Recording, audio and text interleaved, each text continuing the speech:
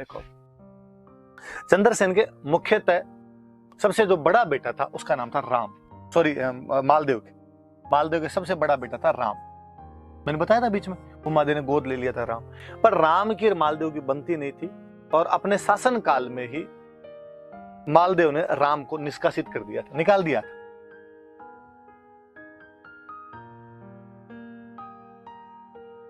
यहां से निकाल दिया था। दूसरा जो बड़ा बेटा था वो था उदय सिंह।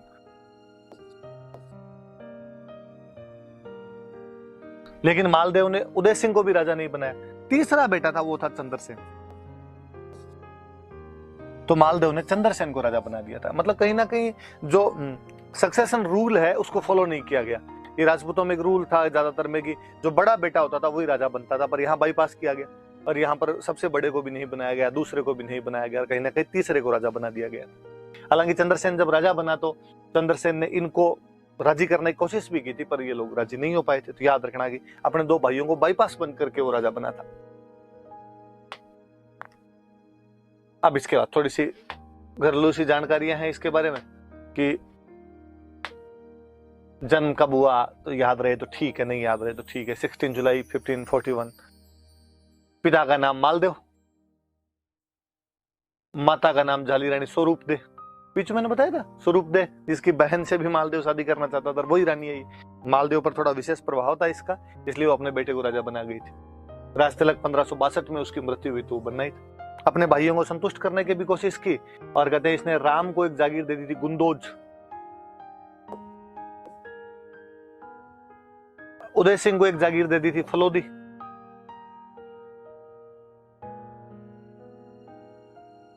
एक भाई और था रायमल, उसको एक जागीर दे दी थी शिवाना।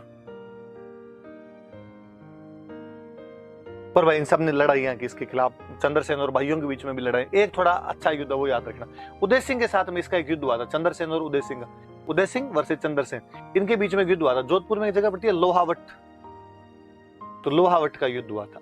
तो कोई पूछ ले कि चंद्रसेन ने अपने कौन से भाई के खिलाफ लोहावट का युद्ध लड़ा था, तो उदय सिंह के खिलाफ। चंद्रसेन जीत गया था, उदय सिंह को फलोदी की तरफ भगा देता है, फाइनली चंद्रसेन यहाँ पर राजा बने।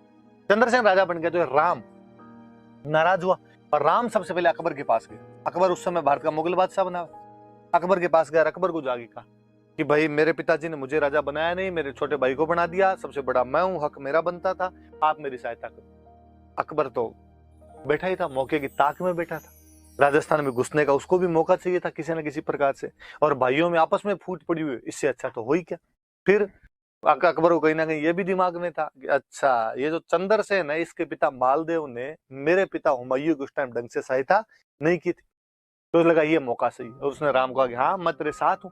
और अकबर ने अपना एक सेनापति भेजा हुसैन को लिखा कि हुसैन को लिखा तुम जाओ और जाके जोधपुर पे कब्जा कर लो। हुसैन कुली खान को राम की सहायता के लिए भेजा। हुसैन कुली खान यहाँ पर आया और उसने आके जोधपुर पर कब्जा कर लिया। चंद्रसेन को लगा यार जोधपुर पे पार पड़ेगी नहीं अपनी, तो चंद्रसेन यहाँ से जोधपुर से निकलता है और जोधपुर से निकल के चला जाता है भादराजून।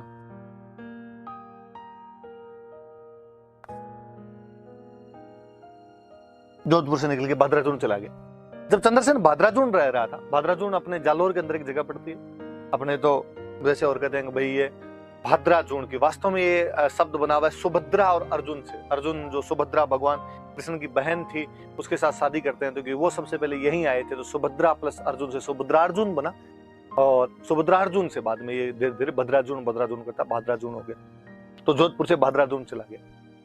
इधर अकबर अपने साम्राज्य, ये 1564 के आसपास की बातें हैं जब हुसैन कुली खान इधर कब्जा करता है, मुगलों का सेनापति। इधर इसके बाद में अकबर आपके 1569 में 1569 के अंदर अकबर रणथंभौर पे कब्जा कर लेता है, बूंदी वालों से संधि कर लेता है। 1568 में उससे पहले वो आपके चित्तौड़ पर कब्जा कर चुका था, चित्तौड़ का तीसरा शाखा हो चुका था। 1570 में अकबर अजमेर ख्वाजा मोइनुद्दीन चिश्ती की दरगाह पे जियारत करने के लिए आया। यहाँ पे सूफी संत जो मोइनुद्दीन चिश्ती भी हैं उनकी दरगाह पर यहाँ पर मन्नत मांगने के लिए आया। जब वो 1570 में यहाँ आया तो अजमेर के बाद वो गया नागौर। अपने यहाँ पे अकालन पड़ा हुआ था, नागौर गया और नागौर जाके कहते हैं कि उसने सारे राजाओं के पास में मैसेज किया और मैसेज कर कहा भाई सारे राजा मेरे से मिलने के लिए यहाँ पे आओ और मैं आपसे यहाँ पे बातचीत करना चाहता हूँ। कहते हैं आसपास के सारे राजा उससे बातचीत करने के लिए गए। ये जो उदय सिंह था, ये भी वहां पर गया था, चंद्रसेन वाला भाई था, ये भी चला गया। आगे मैं और बताऊंगा कि बीकानेर का राजा था कल्याणमल, वो भी नागौर के अंदर आया था वहां पे। उधर जो जैसलमेर का राजा था हर्राज, वो भी वहां पर आया था भाग लेने के लिए। ये कुछ लोग वहां पर आए हुए थे। चंद्रसेन भी गए। चंद्रसेन को लगा मैं भी चलता हूँ, अकबर से जाके बात कर लेता हूँ। कहते हैं अकबर ने, जब ये लोग गए तो अकबर ने कहा कि अकाल वाली बातें तो बाद में करेंगे। अकबर ने बुलाया तो ये था अकाल पड़ा हुआ जनता के लिए क्या कर सकते हैं उसकी बात की जाए। और अकबर ने कहा अकाल वाली बात तो करेंगे बाद में, पहले आप तो ये बताओ मेरे से संधि कौन कौन करना चाहता हूँ। उदय सिंह ने हाथ खड़ा किया, मैं कर लूंगा। बीकानेर वाले कल्याणमल ने कहा मैं भी कर लूंगा। जैसलमेर वाले हर्राज ने कहा मैं भी कर लूंगा।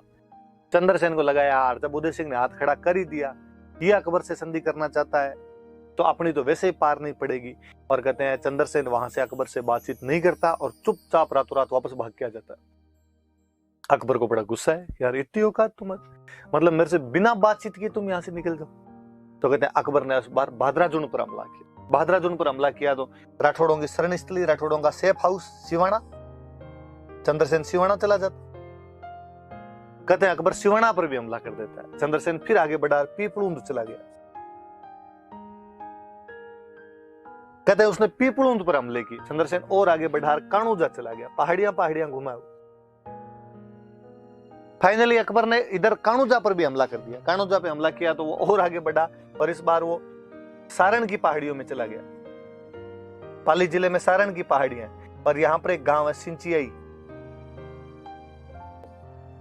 सिंचियाई गांव में चला गया। और वहां कहते हैं कि जो साथ वाले थे अब लड़ते लड़ते तंग आ गए थे और साथ वाले उनका भाई अब अपने लड़ाई बंद कर देनी चाहिए, अपने पास धन वगैरह बचा नहीं है, इतने बड़े शत्रु से कैसे लड़ाई लेंगे। तो ये माना नहीं, तो इसका खुद का एक सामन था बेरी साल नाम करके, उसने जहर दे दिया और वहीं पर 11 जनवरी 1581 को सिंचियाई नाम के गांव में चंद्रसेन की डेथ हो जाती है। बेरी साल नाम के किसी सामंत ने जहर दिया था, ऐसे बताते हैं। कहते हैं वहां खाना खा के आया था और उसके बाद उसकी डेथ हो गई। राठौड़ बेरी साल था, उसने इसको जहर दे दिया था, ऐसा कहा जाता है। तो शुरुआत की थोड़ी सी बातें कि अपने भाइयों के साथ इसका विवाद हुआ था। सबसे बड़ा भाई राम था, उसको फलोदी देकर संतुष्ट करने का प्रयास किया था। उदय सिंह को गुंदोज दिया था, उदय सिंह को फलोदी दिया था। पर उदय सिंह तो इसके साथ बाकायदा लोहा उठ का युद्ध लड़ता है।